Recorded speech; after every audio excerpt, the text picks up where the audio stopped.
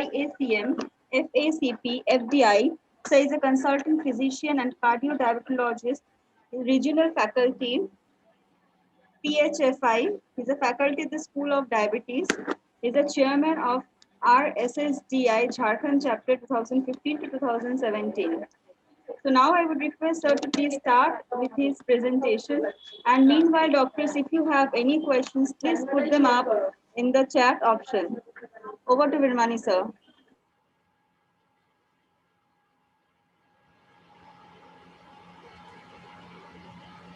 Okay, the slides visible and am I audible? Yes, sir. Both are perfect. Right. Good afternoon, friends. Today I'll be talking on diabetes and thyroid double trouble. Now, thyroid disorders and diabetes mellitus are two of the most common endocrine conditions which occur with greater frequency along with each other. So it is no doubt that these two endocrine disorders, and why do they occur together? Because they have got certain etiological similarities. Both are endocrine organs. There is autoimmunity, and there are certain genetic factors that are involved, which I'll talk about in a few minutes. The strongest association has been seen with type 1 diabetes and autoimmune thyroid disorders. The prevalence of thyroid antibody positivity in patients with type 1 diabetes may reach 50%, with a risk of developing overt hypothyroidism of about almost 50%. The prevalence rate of autoimmune thyroid disorders and or thyroid antibodies in relatives of type 1 diabetes is 48% versus 3 to 10% in the general population. So even the relatives have a very high prevalence of both autoimmune thyroid disorders and thyroid antibodies. The genes involved are said to be HLA-DR3 and HLA-DR4 alleles, and this is associated with high risk of type 1 diabetes. There are other immune regulatory genes outside the HLA loci which contribute to disease risk, and they include protein tyrosine phosphatase 22, that is PTPN22 gene, and the cytotoxic T lymphocyte associated antigen 4 or the CTLA4 and the FOXP3 gene. Recently, polymorphism of the deiodinase type 2 gene, that is the DIO2, suggests an increased risk of even type 2 diabetes. If you look at the prevalence, overt hypothyroidism is 2 to 4% in patients with diabetes compared with 0.3% in the general population. Subclinical hypothyroidism is almost 4 to 20% in patients with diabetes compared to 1% in the general population. It is higher in women above the age of 60 years. Hyperthyroidism, 1% in diabetic patients compared to an estimated incidence of approximately 0.3% of the general population as was seen in the Wickham survey. Wide variability in the prevalence reported in different studies between 4.8 to 31.4% can be explained by different definitions used for the diagnosis of both diabetes and thyroid disorders. So if you look at the relationship between type 1 diabetes and the thyroid dysfunction, type 1 diabetes is associated with autoimmune thyroid disorder, and these are basically Hashimoto's thyroiditis. These patients may either remain euthyroid or go into hypo. Then the other is the Graves' disease, postpartum thyroiditis, and a polyglandular autoimmune syndromes, the PAS 1 and 2, and I'll talk about this a bit later, polyglandular autoimmune syndromes. And it is also seen that there is a co-occurrence with other autoimmune disorders like celiac disease, Addison's disease, and autoimmune gastritis. As far as type 2 diabetes is concerned, if you look at patients with hypothyroidism, there is higher prevalence of obesity, dyslipidemia, and depression. There is higher prevalence of abnormal thyroid function tests, in patients with severe hyperglycemia, in patients who are hospitalized, the so-called sick euthyroid syndrome, and in diabetic kidney disease. And often there is inadequate thyroxine replacement because of the uncontrolled hyperglycemia. And we have seen that metformin has a lowering effect on the TSH, or the thyroid stimulating hormone. So there is poor glycemic control in patients with hypothyroidism. There is risk of hypoglycemia, and there is increase in the insulin resistance. As far as hypothyroidism is concerned, there is higher prevalence and cardiovascular risk with similar symptoms. Both hyperthyroidism and uncontrolled hyperglycemia can have same symptoms, and there is poor glycemic control. I was talking about polyglandular autoimmune syndrome. There are two types, as I said, type 1 and type 2. The type 1 is rare, results from mutations in the autoimmune regulator gene and inherited as autosomal recessive trait. It typically manifests in childhood or early adolescence and is characterized by chronic mucocutaneous candidiasis and multiple autoimmune endocrinopathies, including type 1 diabetes and autoimmune thyroid disease. On the other hand, type 2 polyglandular autoimmune syndrome occurs more commonly. It is inherited as a polygenic trait and typically presents in adulthood with multiple endocrine dysfunction. In many instances, type 1 diabetes is the earliest manifestation of these syndromes, and the association of type 1 diabetes and autoimmune thyroid disease occurs more frequently than other disease combinations. I said that diabetes mimics thyroid. How? If there is poor glycemic control, it can mimic hyperthyroidism because there will be weight loss, increased appetite, and fatigue. Similarly, severe diabetic nephropathy can mimic myxedema because of the presence of edema, fatigue, pallor, and weight gain. So one has to be very cautious when dealing with these patients. Now let us see what is the interaction between diabetes and thyroid disease.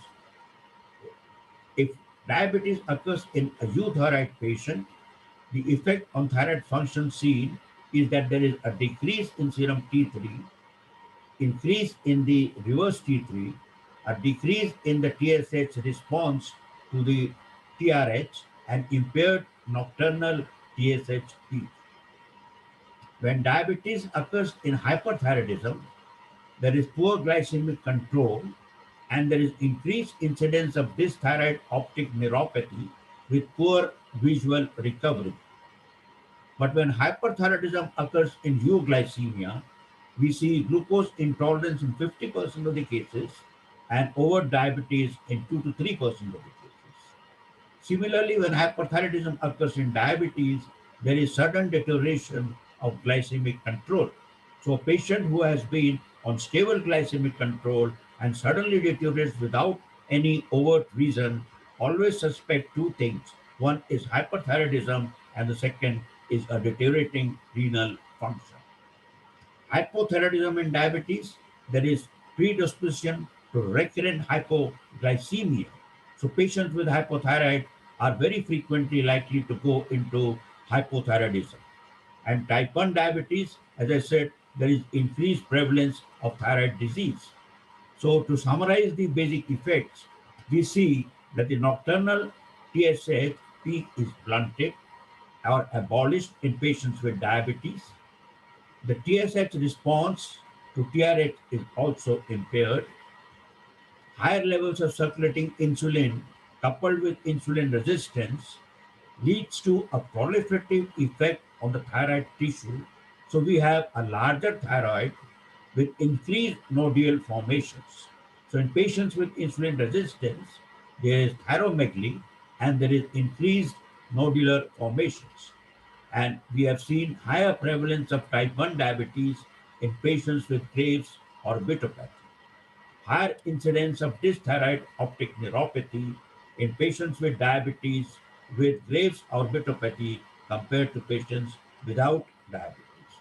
The effect of thyroid hormone treatment in hypothyroidism can be affected by coexistent diabetes. So one has to very finely tune the dose of altroxin or thyroxine therapy. Now, what is the relationship between hyperthyroidism and hyperglycemia? It is basically through the lipid metabolism, oxidative stress, and hepatic dysfunction. There is non oxidative glucose disposal, lactate production, the GLUT2 on the liver, lipolysis, free fatty acids. These all lead to an increase in the hepatic glucose output and ultimately hyperglycemia. That is how hypothyroidism leads to hyperglycemia. So, what are the clinical implications? In patients who have hyperthyroidism, the diagnosis of glucose intolerance needs to be considered cautiously, since the hyperglycemia can improve with the treatment of thyrotoxicosis. So there is no need to start anti-diabetic drugs immediately. Treat the thyrotoxicosis first. Underlying hyperthyroidism should be considered in patients with diabetes, as I said, with unexplained worsening hyperglycemia. In patients with diabetes and hyperthyroidism, we need to anticipate possible deterioration in glycemic control and adjust treatment accordingly. Restoration of euthyroidism will lower blood glucose levels and decrease in insulin requirements. Thyrotoxicosis in the presence of diabetes can precipitate ketoacidosis by a pronounced lipolytic effect, and the pronounced effect of thyrotoxicosis on lipid metabolism can aggravate diabetic dyslipidemia and diabetic heart conditions. When we look at hypothyroidism, there is just the reverse, a decrease in glucose disposal, impaired glucose absorption, and delayed gluconeogenesis, leading to decreased hepatic glucose output. There is reduced insulin synthesis and ultimately hypoglycemia. Now, insulin requirement in hypothyroidism is decreased because of impaired renal insulin clearance. So, one has to be very careful when adjusting insulin dosages. Otherwise, the patient has a very high risk of hypoglycemia. What about subclinical hypothyroidism? The prevalence rate is 5% was reported by Peros et al. And this was an outpatient diabetes setting, while another Chubb et al. Reported a prevalence of 8.6% in community based female patients with diabetes. The implications are that the likelihood of progression to overt disease is very high. They have an impact on the diabetes metabolic control and potential for therapeutic benefits with thyroxine. In the weekend study, the rate of progression from subclinical hypo to overt hypothyroidism was 2.6% per year in antibody negative patients and 4.3% in antibody positive patients with higher TSH concentrations. It does not appear that the rate of progression to overt hypothyroidism is much higher for patients with diabetes. Subclinical hypothyroidism is associated with increased frequency of hypoglycemic episodes, and these can be abolished by adequate altroxin or thyroxine treatment. The existing evidence is inconclusive regarding the benefits of thyroxine treatment on the cardiovascular indicators in patients with subclinical hypothyroidism.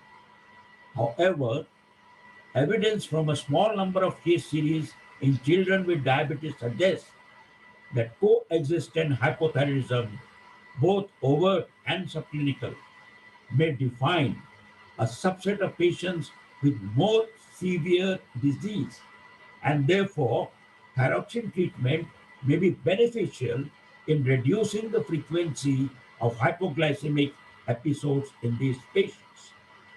More so, progression to overt disease is to be expected in a proportion of patients which will further add to the cardiovascular diseases. Hence, it seems reasonable to treat subclinical hypothyroidism in patients with diabetes.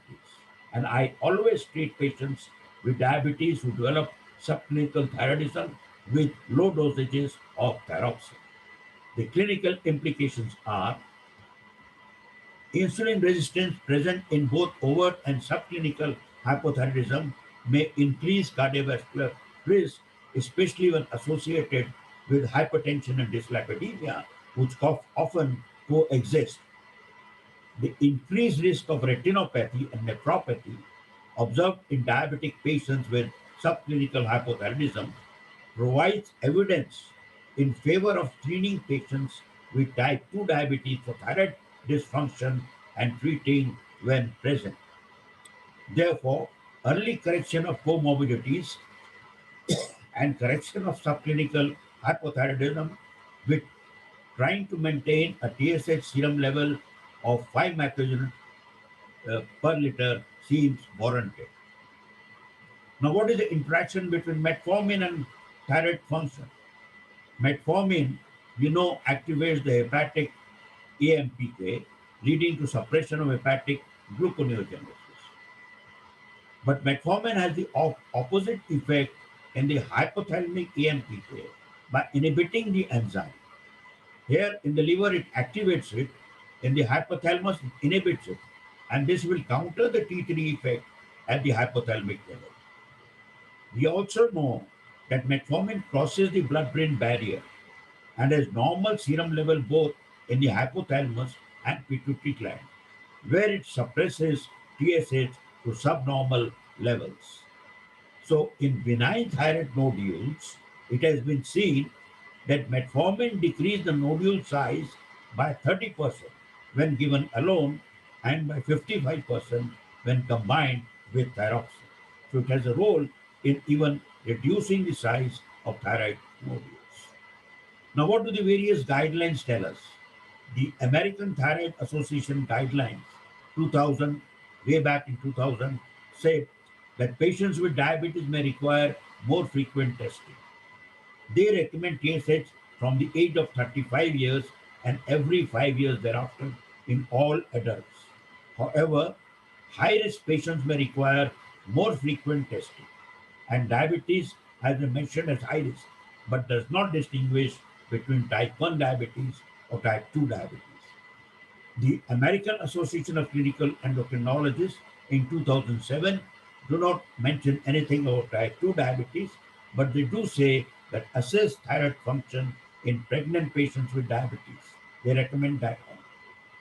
The American Association, again in 2002, talked about thyroid palpation and TSH at diagnosis of type 2 diabetes and at regular intervals, especially if there is a goiter or other autoimmune disease. No specific recommendations for type 2. The British Thyroid Association in 2006 said that you must do routine thyroid function test is not recommended at baseline.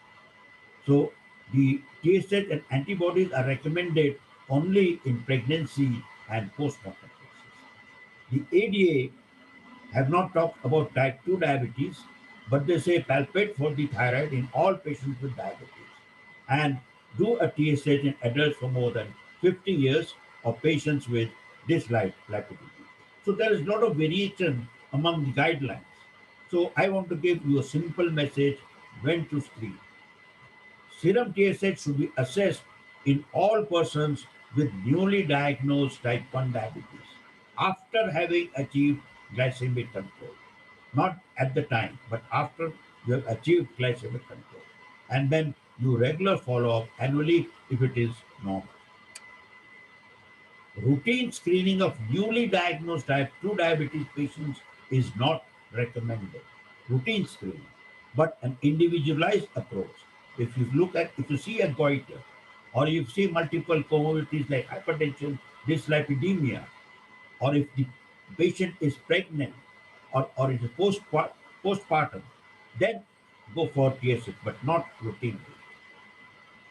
Selective screening may be indicated based upon the presence of surrogate markers that I just talked about, or if there is antibody positivity.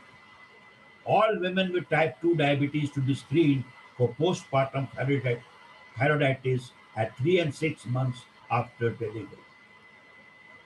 So, looking beyond the guidelines, a pragmatic approach would be to measure a thyroid peroxidase antibody and TSH in all patients of diabetes at baseline, and then restrict subsequent annual testing to only those patients with type 1 diabetes, positive antibodies, or TSH concentration in the upper range. But if you feel that doing an antibody is costly, but it is cost effective because it is going to tell you whom to screen later on. Measurement of F3 thyroxine 4 may be included at the baseline assessment in some cases to provide a preliminary picture of the thyroid pituitary relationship. If this is normal, then we do only TSH later on, and we do FT4 only if it is necessary or if there is other symptoms of pituitary dysfunction. Suggested a TSH concentration of more than 2 as a threshold for subsequent routine testing based on the findings of the Wickham survey, which demonstrated that those who have a TSH concentration, a baseline concentration more than 2, are more likely to proceed towards overt hypothyroidism. So, what test to order? Order only a sensitive third generation assay TSH alone if you are suspecting hypothyroidism in a stable outpatient setting. Don't order for T3, T4, TSH on a routine basis. TSH is sufficient and possible. Now, TSH alone may be, however, inappropriate in specific clinical conditions, such as when there is suspicion of a pituitary disease or where thyroid disease is suspected in patients with acute presentations such as ketoacidosis, hyperosmolar states, and recurrent hypoglycemic episodes.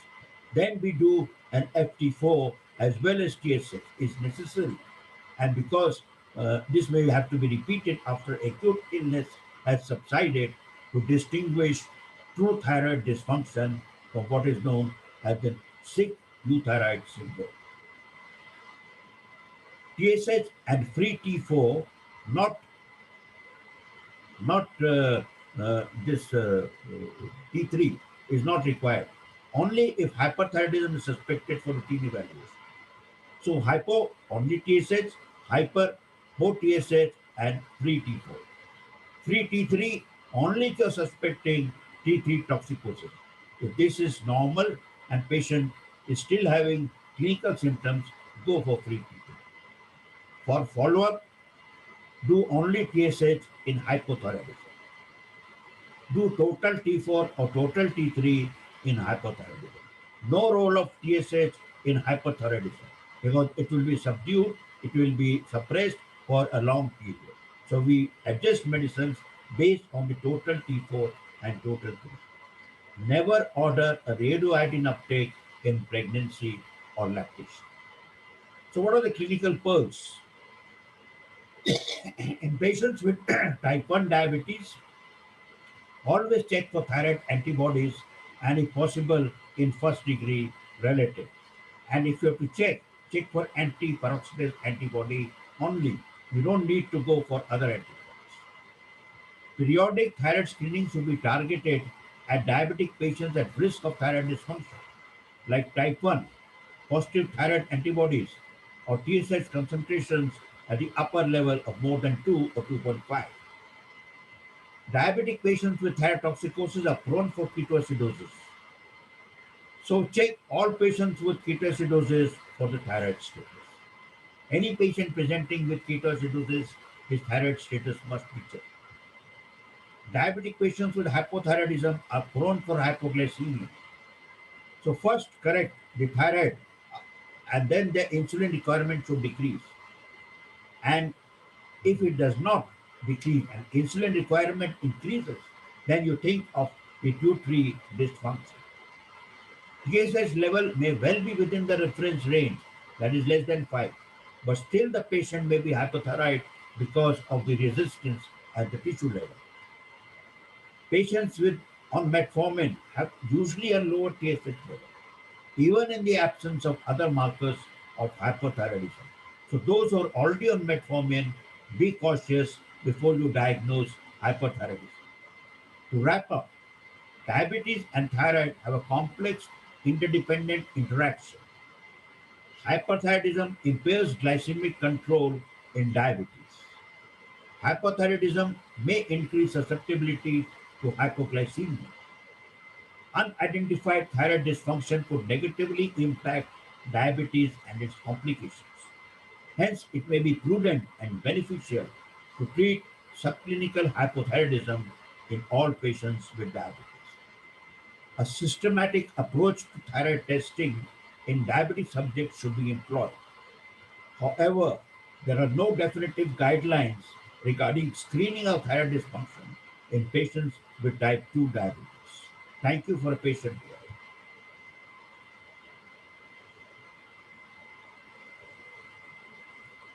Thank you, sir. So am I audible to you?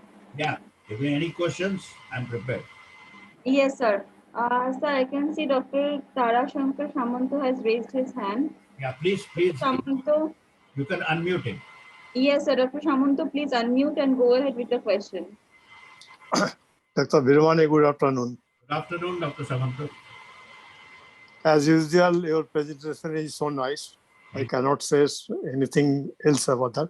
Anyhow, one thing that this is the new to me about the diabetic mimic thyroid. Okay. Yeah. Diabetic mimic thyroid. Yeah, diabetic mimics thyroid, especially severe hyperglycemia or even nephropathy. So my question is that in day-to-day practice, we don't give so importance about that. We differ the diabetics as another entity and thyroid another entity. Yeah. We treat diabetes and we treat thyroid. But after the long experience that we have seen that long-standing diabetes may go to the hypothyroid. Right. This is our present knowledge. Absolutely. So my question is that in day-to-day practice, how it to be considered diabetic mimic thyroid and how will that investigate and how will proceed for that? See, in patients with long-standing type 2 diabetes, always rule out thyroid dysfunction. That is one thing. So whenever, see, patient, in fact, I always say, do a TSH test, type 1 diabetes at the onset of diagnosis, type 2 diabetes after 5 years of the diagnosis, or if there are other comorbidities like hypertension, dyslipidemia, any other autoimmune history of autoimmune disorder, then you must do it immediately. So you must not miss thyroid dysfunction in a patient of diabetes. Okay, thank you, Virmani. Thank you, Radha. Yes, sir, thank you so much for your query. You can mute the call once again. Doctors, if there are any other queries, please either put them in the chat or in the Q&A section. We'll wait for 1 more minute, and if there are no queries, then we'll wrap up the session. If anybody wants to ask, can just unmute himself and ask the question. No problem. Yeah. Doctors, please raise your hand if you have any queries. I will allow you to talk.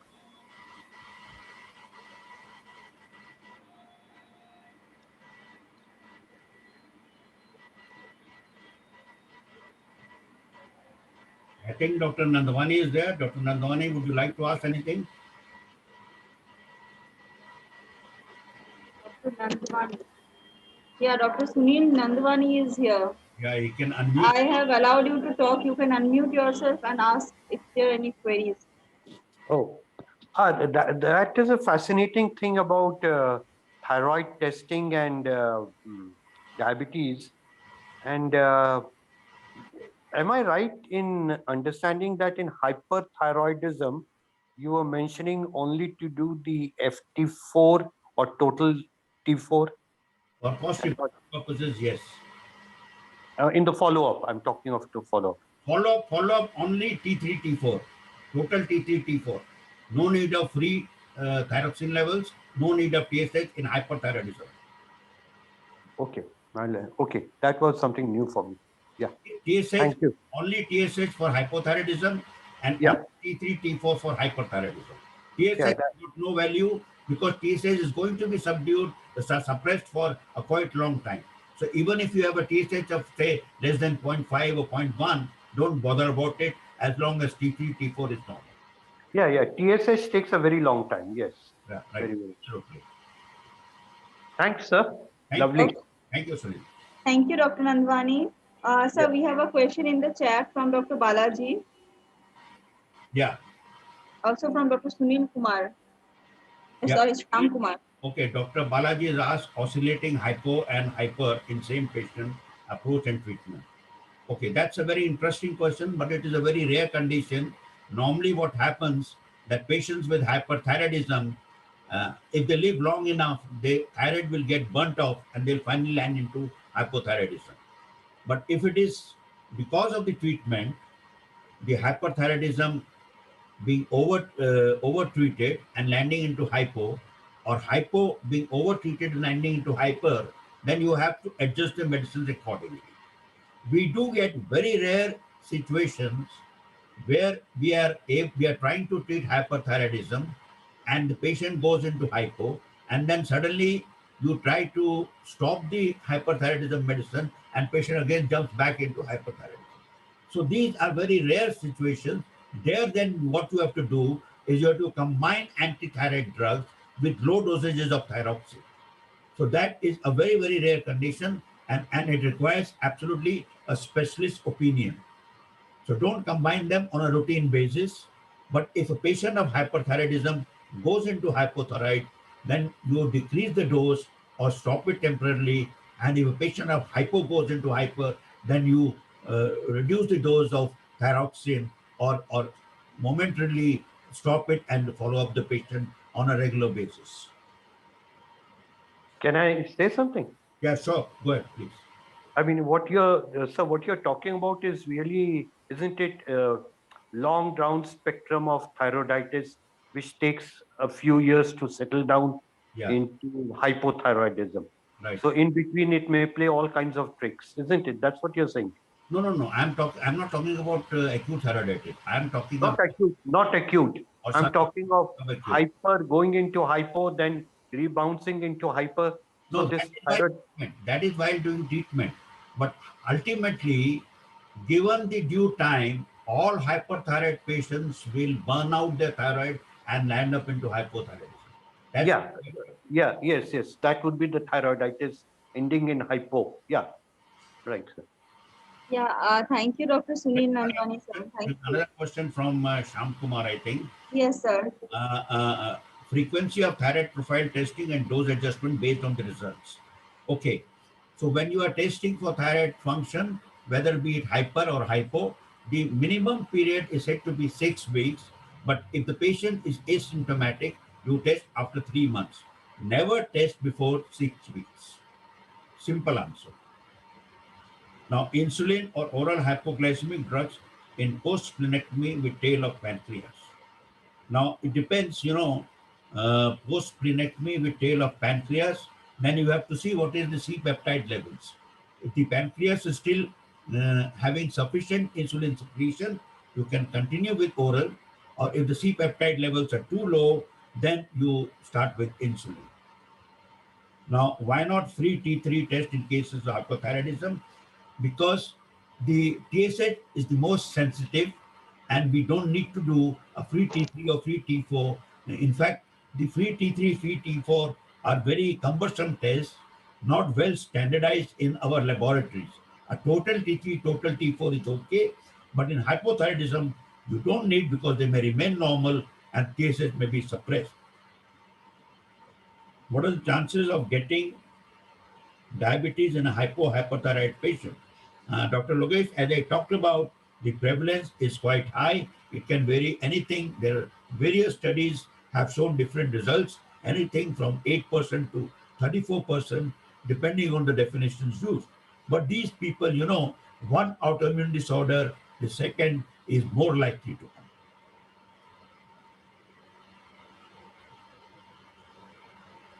Now, there are multiple endocrinopathies can exist, and this is known as MEN, multiple endocrine neoplasia. You may have the endocrines involving the pancreas, the adrenals, and so on. So it depends on various combinations, but they are very rare diseases and are in the purview of the true endocrinologist. So it is difficult for a general physician to diagnose them.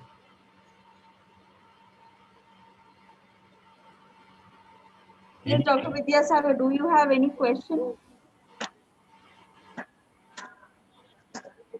Doctors, this is the last announcement. If you have any questions, you can write it in the chat or Q&A, or else you can also raise your hand. There is a raise hand option in the Zoom. You can also use that. I will unmute your call and you can go ahead with the direct conversation with Virmani sir. Dr. Vidyasagar, I am unmuting your call. If you have anything to say, you can go ahead. I have unmuted from my end. You can also unmute yourself. And if you have any question and suggestion, you can go ahead with that.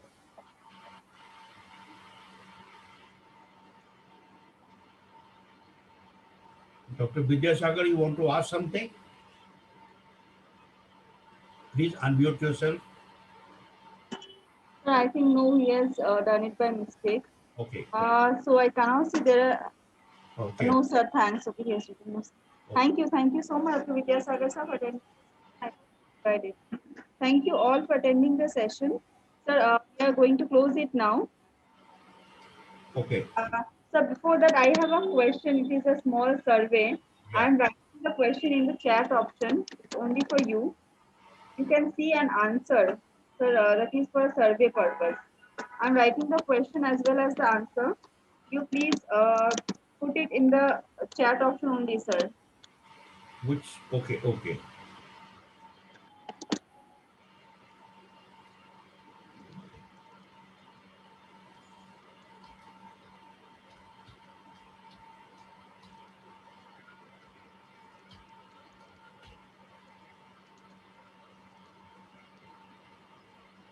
Okay. So you have written your answer.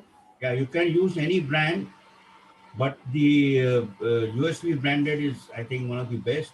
But then all are equally good. Okay, okay, sir. Thank you, sir. Thank you so much for giving us your precious time. We are Dr. close. Virmani, Yeah. nice and sweet. Sorry. Nice and sweet talk. Thank you, Sunil. Thank you. Yeah, bye-bye. Bye-bye, sir. Thank you. Good day, everyone. Take care. Thank you. Thanks to all the doctors who have attended the session. Thank you all. Have a good